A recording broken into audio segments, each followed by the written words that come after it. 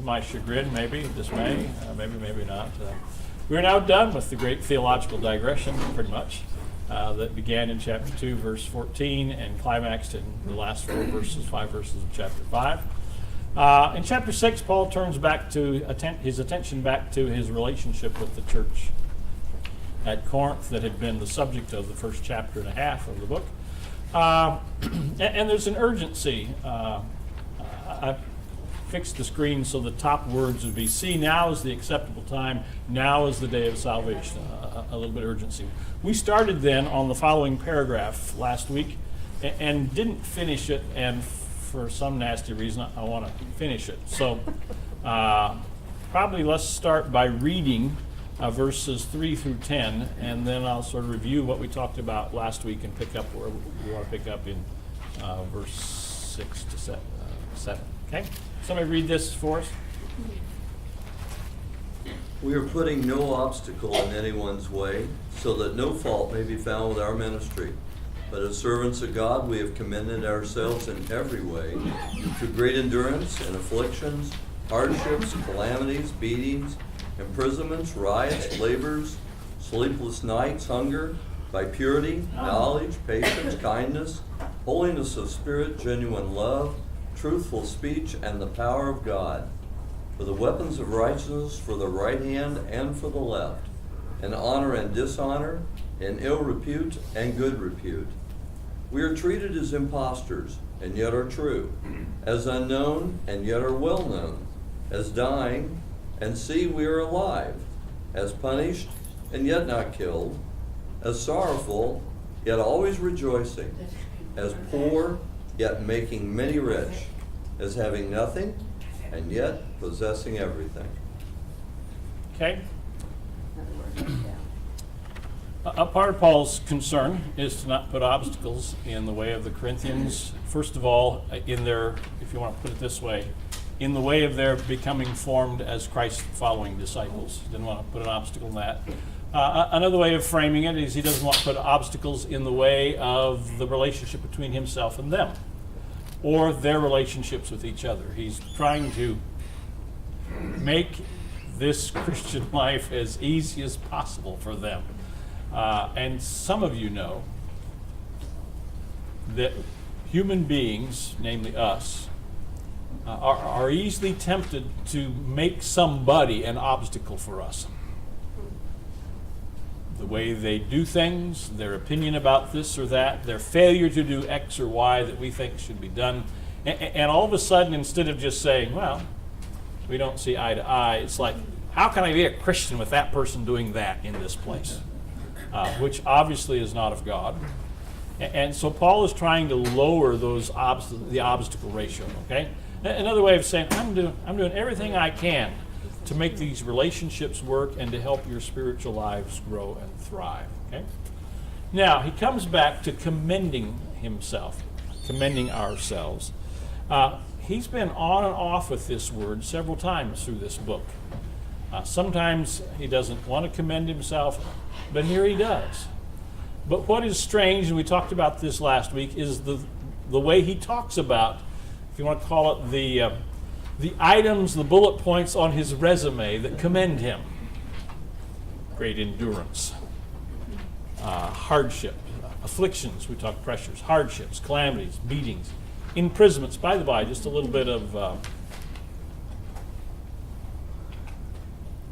historical stuff, I guess. Imprisonments is singular or plural? Plural. If you go to the book of Acts in the story of Paul, to the point where this letter is written, the only imprisonment Acts narrates to that point is half a night in the jail at Philippi. And he broke out by singing hymns. Well, singing hymns caused the earthquake. So when people start to raise the question of, so where were the prison epistles written from?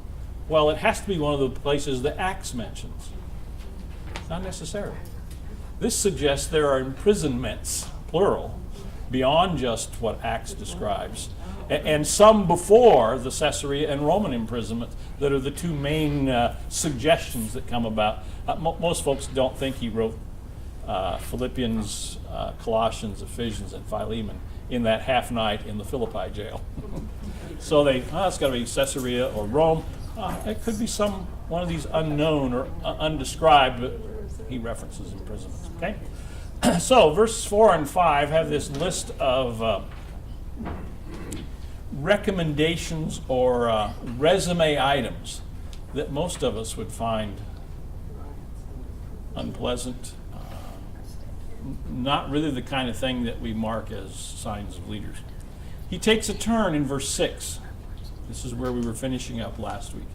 Purity, knowledge, patience, kindness, holiness of the Spirit, genuine love. These move, it's easy to describe, and the commentaries generally do, describe these as virtues or character virtues. Well, some of them are, but they're not all human achievement virtues. Some of them are the gifts of grace of God's work in his life.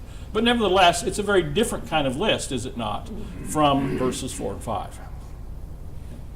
Well, we didn't talk about verse 7, and I want to reflect a little bit of it. Truthful speech sounds like a continuation of this list of gifts and virtues, or grace gifts and virtues. What's the significance of saying that truthful speech is something that he commends himself with? In particular to the Corinthians. Well, heard an awful lot of other speech. He's heard a lot of other speech, okay? Haven't they accused him of saying, I'm going to come to you, but then he didn't show up? Uh-huh. So This is chapter 1, about verse 15, 16, 17. Vacillation.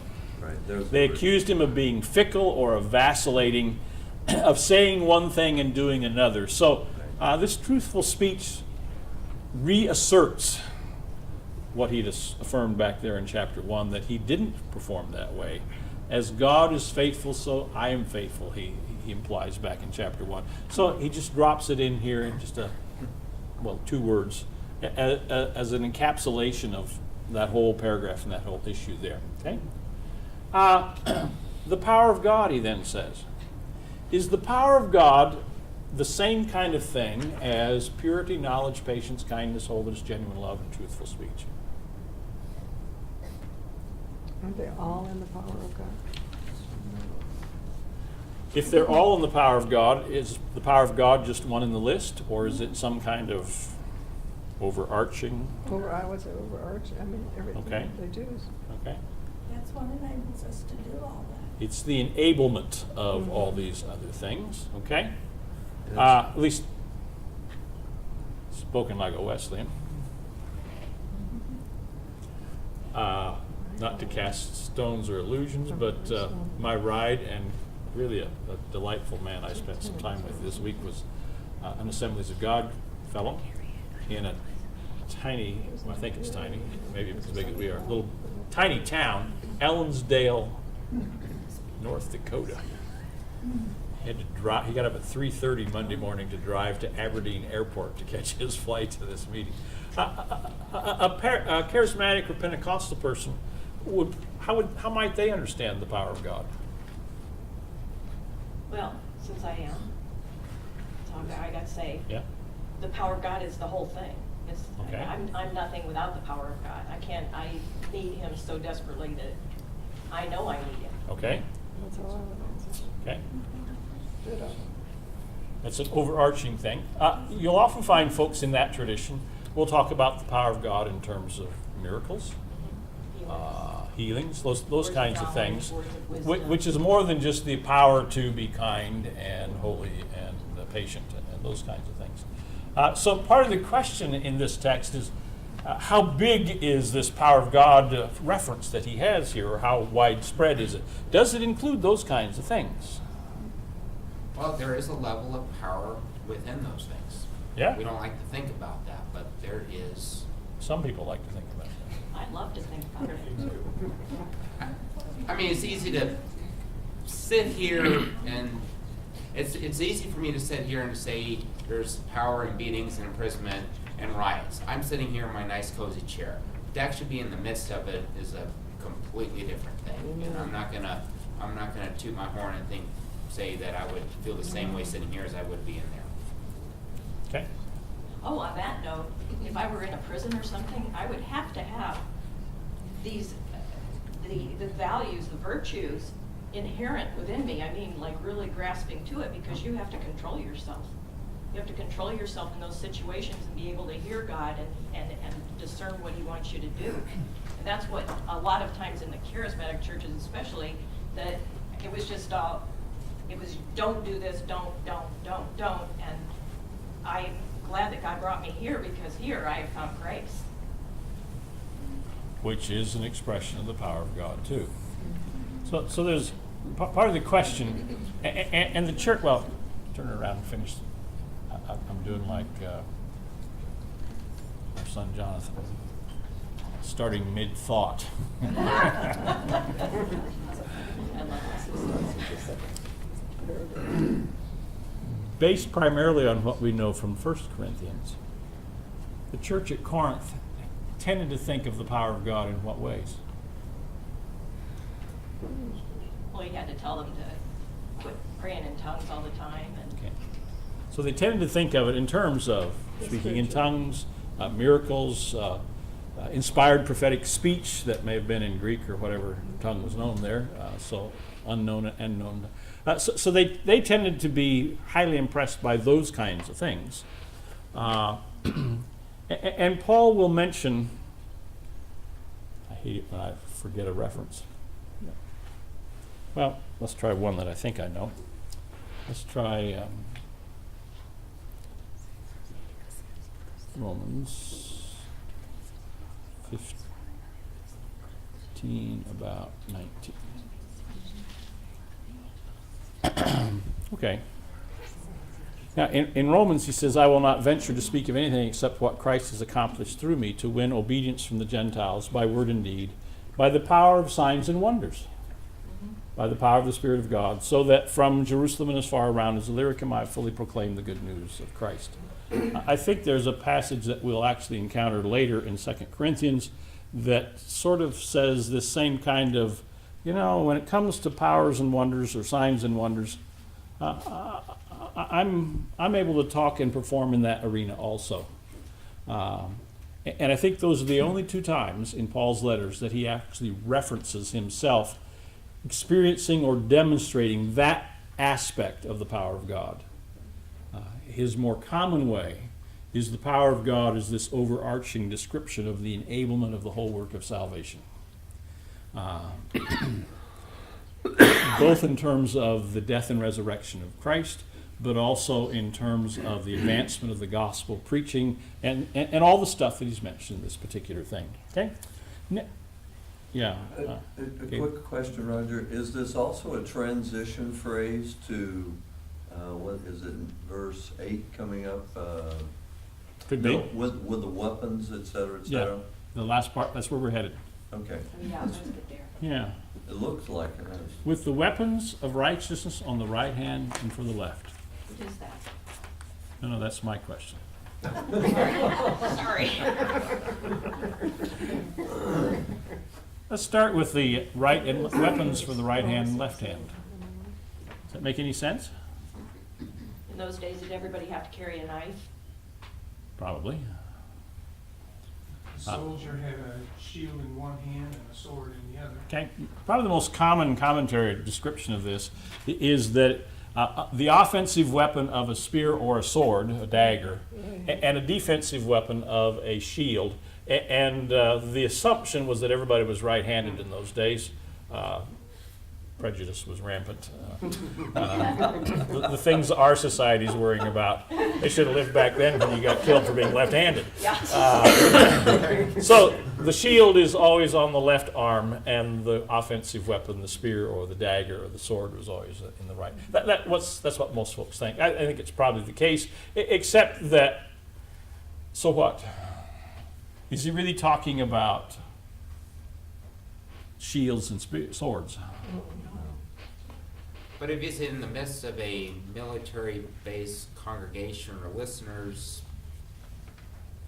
that would connect. Yeah. So what does it say to have left and right? Is Trouble's coming from every direction. And defensive and offensive. Okay? Oh, Everything's covered. Another way of saying fully armed. fully armed. Fully, not partially. Not only defensive, not only offensive, fully armed. Got everything I need, and the weapons are what kind of weapons, though? The weapons of Ephesians 6, weapons of righteousness righteousness. in this text. Incidentally, before we pursue that, I don't know if Corinth was a military town, had an Air Force base there or not, or it's just interesting as I was thinking about this last night. Paul frequently uses military metaphors and weaponry metaphors as illustrations in his illustration of the Christian life. Romans. Jesus never does. Paul's illustrations tend to be from cities, from sailing on ships, and from warfare, and from athletics. Jesus' illustrations are farmers and shepherds. Just kind of reveals two things: where they come from and the people they're talking to. And they both seem to have a pretty good sense of both where they were from and who they were talking to. And they didn't use illustrations that wouldn't make sense to the people they talked to. Culturally specific language. Yes. So the one about the extra mile, that was That's Jesus? just general culture. It wasn't military practice. It was, if you want to call it, occupation policy. Occupation. Yeah. Jess? In thinking of that weapons of righteousness, Wes Tracy this morning in his daily morsel, morning morsel, quotes Athenagoras of Athens. Athenagoras, among us you will find uneducated persons and artisans and old women who exhibit good works. When struck, they do not strike back. When they are robbed, they do not bring charges. To everyone who asks of them, they give, and they love their neighbors as themselves. Wow. Pretty powerful stuff. Weapons of righteousness. Yep. That is beautiful. It seems to me that before the phrase "and the power of God," those are inward things. Love and, well, maybe truthful speech. The truth is an inward thing. Mhm. But after the power of God, they're all outward things. They're right hand and left hand, and honor and dishonor, and ill repute and good repute. Those are all External. manifestation, external, Mhm. right. Good point. However, just as much as you have to have the power of God to be genuine and truthful and blah, blah, blah, you also have to have the power of God to manifest these things. Yeah. The good things he says. Mm-hmm. Roger, I don't really want to divert your thinking, but I do have a testimony that I'd like to give. Okay. Albert was down doing repair work down at Hahn this week, and yet I had an appointment Midtown, KU, that I had to go to, but I wakened that morning very crippled and very fearful. Fear just filled me. I don't ever remember having that intense a fear. Usually I can look at something, think it through, and do it. But it crippled me, not only physically, but just mentally. I was just very afraid of the day. And I started thinking, okay, now who can I get to take me to the doctor's office? And I couldn't think of anyone that I knew was free at that time. One girl in China, the other one working, had to work.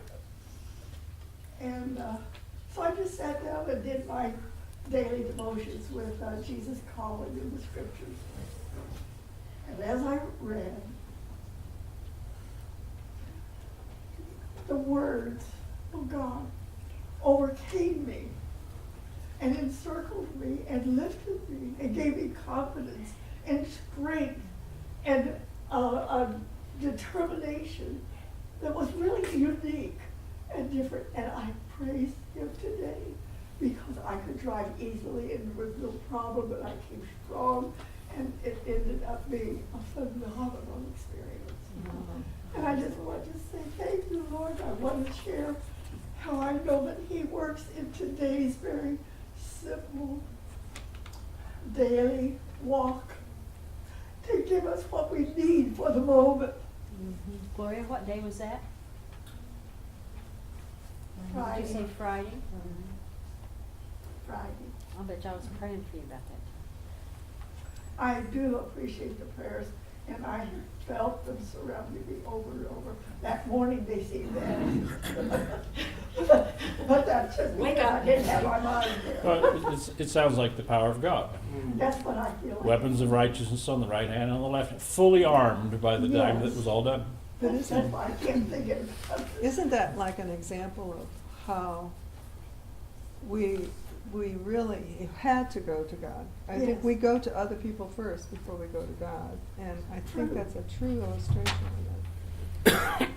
I had a friend call me later in the afternoon, or I talked to him, and said, well, we'll take you, we'll do that, but it already had happened. God had already worked in me a You were miracle. supposed to drive yourself that day. Evidently. Experience God in a new Normally, way. that's a scary thought, but It is. But I do thank the Lord. so do we. Praise I Him. do. So do we. Hallelujah. That's really great. That's great. Well, let's connect this verse, weapons for the right hand and for the left. And I don't think we need to talk about it, just maybe read it. Finally be strong in the Lord and the strength of his power. Put on the whole armor of God so that you may be able to stand against the wiles of the devil. There's the whole armor there. Our struggle is not against enemies of blood and flesh, but against the rulers, against the authorities, against the cosmic powers of this present darkness, against the spiritual forces of evil in the heavenly places. Therefore, take up the whole armor of God so that you may be able to withstand on that evil day, and having done everything, to stand firm. Stand therefore and fasten the belt of truth around your waist. Put on the breastplate of righteousness. There's a defensive type weapon, though not in either hand. As shoes for your feet, put on whatever will make you ready to proclaim the gospel of peace. With all of these, take the shield of faith, with which you will be able to quench all the flaming arrows of the evil one. Take the helmet of salvation and the sword of the Spirit, which is the word of God. Fully armed. Fully. So, that's marvelously distracting, more than what you said, Gloria. Let's see. Come on.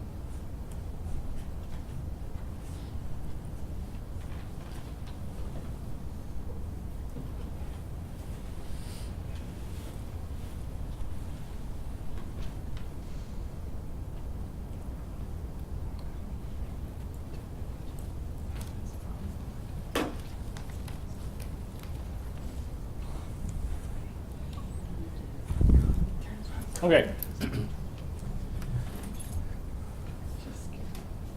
Let's not forget, the fully armed is Paul's description of commending himself. That's part of this list, okay?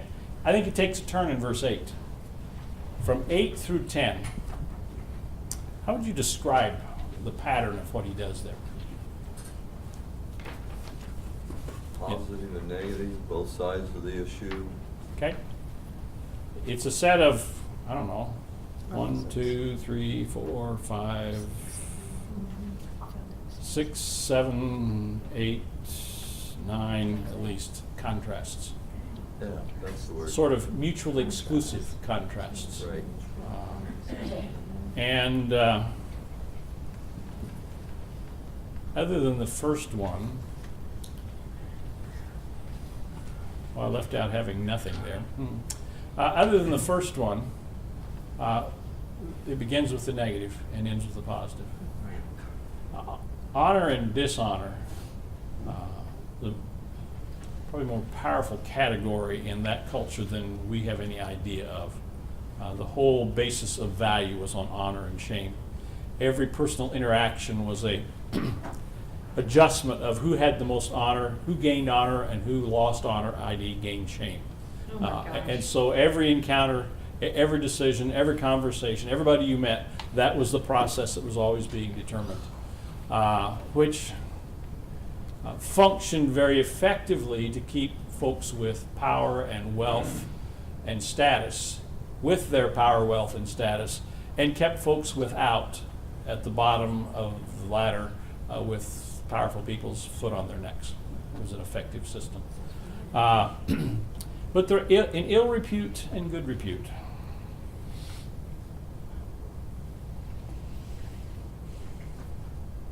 Treated as imposters, but true. Treated as unknown, but well known. Well known to the troublemakers, but unknown to people who you wanted to reach and influence. Dying and see, whew, we're alive. Punished, but not killed. That's an interesting contrast. What does it imply is the normal outcome of punishment? Death. Yeah. By the by, prison, I think some of you are tired of me saying this, but some of you haven't memorized it and learned it yet. Prison in the first century was not punishment. It was where you were held until you were determined guilt or innocence, and then the guilt generally led to death, and innocence led to being set free. But you weren't sentenced to so much time in prison as a punishment. Sorrowful, always rejoicing, poor, making many rich, having nothing, yet possessing everything. This is a part of the list of commendations for his ministry. What does this list tell us about Paul's understanding of ministry? Suffering. It doesn't depend upon circumstances. Okay? You keep going. Suffering is involved, but it doesn't depend on that. It doesn't depend on any circumstance. And so you Whatever. keep moving on. Whatever. Because there is some other call, not the call of success, or the call of comfort, or the call of being happy all the time, enjoyment, pleasure. None of those things are treated as motivations. It's the will and the call of God. Well, just for fun, of those contrasts, which one of those do you think is most important in your mind? To ask an unfair question that Paul wouldn't have asked. Dying David? and alive. Being subjective, I would agree with this, but I would have said, as sorrowful yet as always rejoicing. Okay. Always on top, regardless, because of the power of God, Okay. not because of what was within Paul. Okay. Jess? It seems to me that as I read this list, for many of us, and I'm not speaking for most, but I'll say for many of us, any one or two of those things are grounds for our retaliation, Yeah. for our reaction. And Paul is saying here that that's simply grounds for the work of the power of God. Well, all these negatives create space for God. Yeah. And when we eliminate those negatives, when we react, Right. we take away God's space to demonstrate his power. That's a terrible thing to think about. Yeah. Because we would like to say that what we do is to give space for the power of God to work. And what he's saying here is living through these things and not retaliating, seeing the positive in the midst of the negative, is part of what gives God space to work. Okay, obviously there's no, when I say in your opinion, what's the most important, I'm not looking for an answer at this point. There's Sure. one interesting line there that's really different than the others. It's as poor yet making many rich. It's really not, it's like, it's not having nothing yet possessing everything, which is the direct opposite. But that poor and making other people, I mean, you know what I mean? It's a little different. He stays poor, doesn't he? Yeah, right. Does he If mean you not- make other people rich, what's the normal way you do that? I guess making yourself rich and making them poor. Well, no, but making people rich, the way you do that is to transfer Take it. capital from yourself to them. So he's poor, but he's sending capital, he's sending stuff, wealth, other people's way. But he doesn't mean money there, does he? He means. I doubt it. I think money would be too small of category. Money would be included, but kind of the old question between the Sermon on the Plain and the Sermon on the Mount. Luke says, "Blessed are the poor." Matthew says, "Blessed are the poor in spirit." So which one's right? Which is it about? If you've been poor with reference to money, you're poor in spirit too, because you are down at the bottom of a social heap and you feel powerless and all that kind of stuff. Making many rich could be other than money too. Oh That's what yeah, I'm thinking. That's yeah, It's more yeah. like- The capital of the gospel. Right. So- Okay. Tom? It seems like some of these, well, my opinion. Yes. My observation. Good. whatever. It seems like some of these are things he had to endure from outside the church. Maybe the officials and so forth, and the Jews or whoever opposed his ministry, but some of them were maybe from inside the church, and not necessarily the worst ones. I mean, calamities and beatings wouldn't be from inside the church. We hope not. Maybe, maybe. That would be sad. Not as often. He talks about having patience and kindness and things like that, and it seems to me that he's talking about the way he responds when maybe he could respond in another way inside. And in a sense, this whole letter is an example of that inside the church. Okay. Well, let's take a look at verses 11 to 13. Somebody read those for us.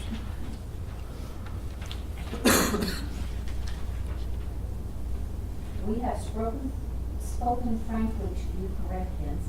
Our heart is wide open to you. There is no restriction in our affections, but only in yours. In return, I speak as to children. Open wide your hearts also. I'm going to ask the question. I don't know if you'll understand me. What's the emotional tone of these verses? You understand what I mean by emotional tone? How do they make you feel? As a father to children. He's dressing them down a bit, don't you think? I think it's There's so- one line that I think does that. But is he not saying that, I've said all this stuff, but boy, my heart's open to you. I'm trying to do what's right. I'm trying to be a good guy, et cetera, et cetera. Why don't you shape up? I'm doing this for your, I'm doing this because I love you. Yeah. Okay. Hurts Yeah. me worse than Yeah, Renee? yeah, right. That's right. I sense that there's a feeling of rejection, and he wants to overcome the rejection so that there's a harmonious interaction. Okay. Transparency. I Okay. would say he's trying his best to be transparent to them, saying, you have totally I don't want to use the word totally. You've misunderstood me. I love you. I'm being transparent to you. A common theme in lots of relationships where one says, I love you, but you haven't said you love me. I mean, there's a sense of that at work in this, I think. Is he saying, though, too, there's no restriction in our affections toward you, but I do sense that there is in yours towards me. Yeah. Yep. Okay. Jess? There's a subtle difference in translation in verse 13 that I think is intriguing. In return, I speak as to children. In the NIV, it says, I'm speaking to you as my children, which subtly shifts the implication. You're being childish, so I'm speaking to you as I would to children. Or is he saying, because of my love for you, as my children, I'm speaking to you? What does the Greek say? It just has children. Oh my, there. It's the NIV supplies, as Yeah, it's wont to that's- do. Although, I'm not sure in that Greco-Roman culture differently, but in Jewish culture, from father to children is always the sense of my children. There is tenderness in the Old Testament.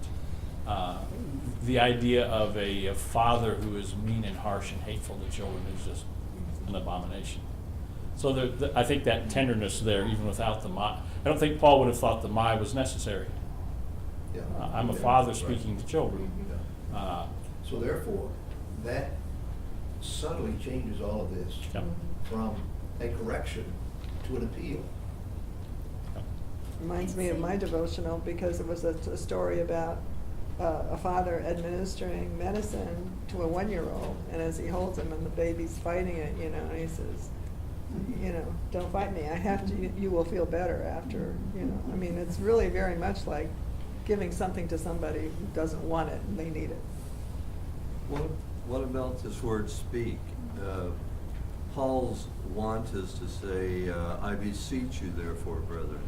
Is that implied in this word speak, or is it just? Could be.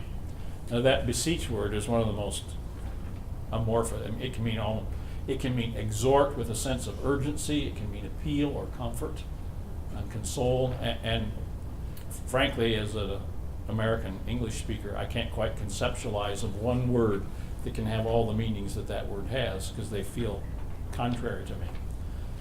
But somehow they managed by context. Well, now that we're doing, reading from different versions, if we read from the Living Bible, which is kind of like down my alley.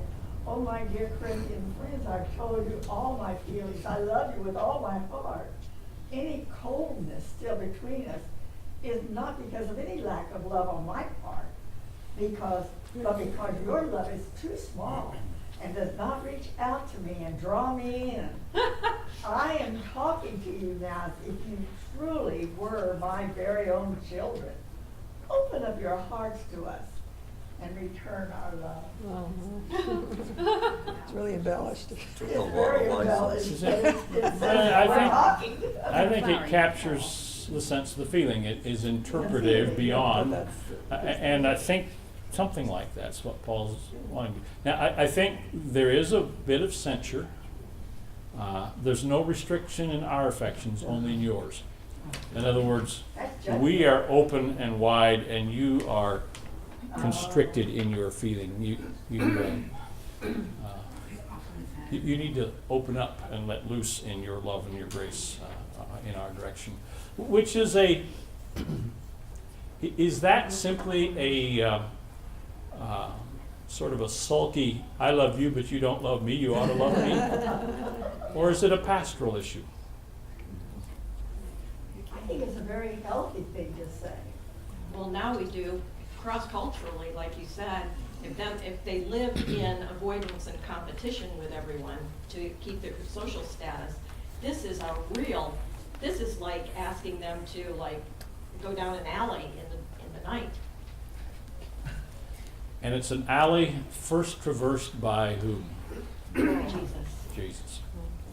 So I think this is a pastoral thing too. It's not just, you don't love me like I love you.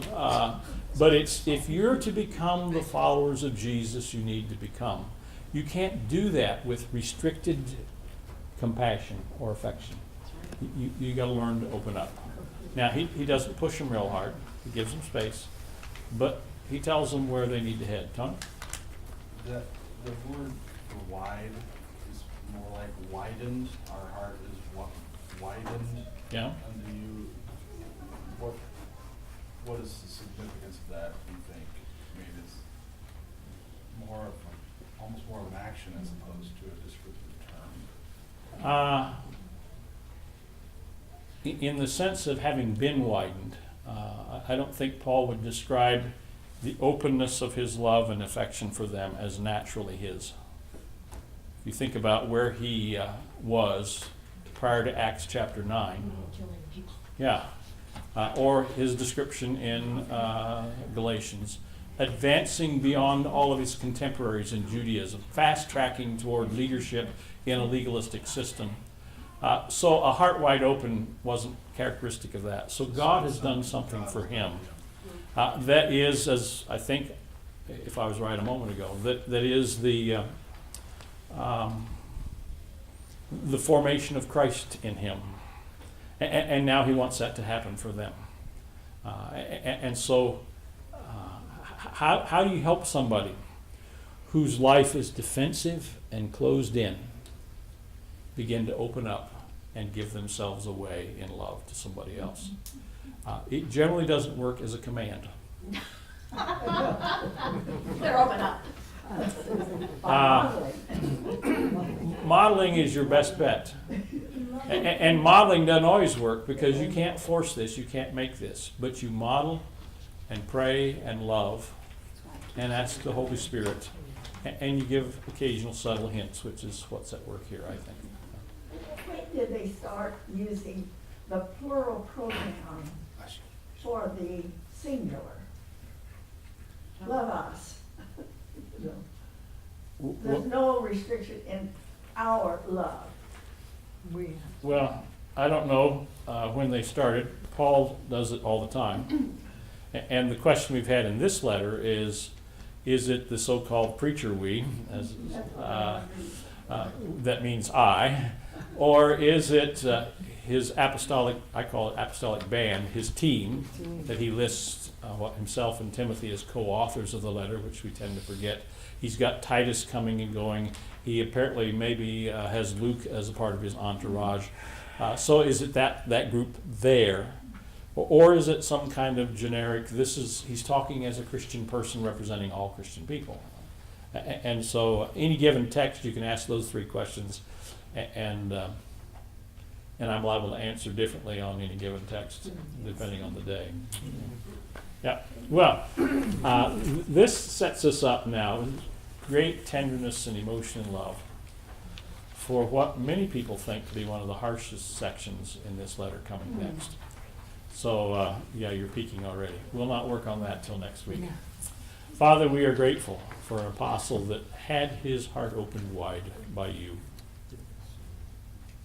and grateful for the ways he tries to invite us to follow Jesus into the dark, fearful alleys of being vulnerable and transparent. And I pray that you would help us to hear that invitation and to not be afraid, but to follow you in confidence that your power is at work in those circumstances of our lives. We ask in Christ's name and for his sake. Amen. Have a good week.